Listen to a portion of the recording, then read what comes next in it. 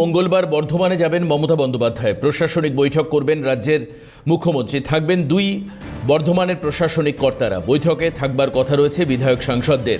Bardhaman boys স্কুলের মাঠে বৈঠক হবে মমতা বন্দ্যোপাধ্যায়।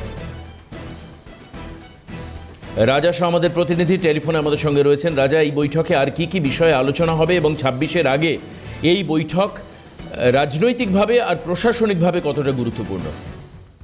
দেখো, আমরা দেখেছি মমতা বন্দ্যোপাধ্যায় তিনি একাধিক জেলায় ঘুরছেন এবং সেখানে প্রশাসনিক বৈঠক যেমন করছেন এবং একই সঙ্গে তোমাকে বলি যে পরিষেবা প্রদান অনুষ্ঠান তিনি করছেন। উদ্দেশ্য একটাই, তা হলো 2026 বিধানসভা নির্বাচন একেবারে শিওরে চলে এসছে।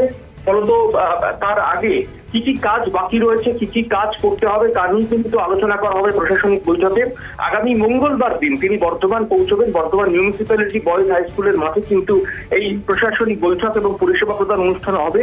এখানেই পূর্ব এবং পশ্চিম বর্ধমানের যে প্রতিনিধি রয়েছেন এবং জনপ্রতিনিধি যেমন রয়েছেন এবং একই সঙ্গে প্রশাসনিক আধিকারিকদের ডেকে নেওয়া হয়েছে।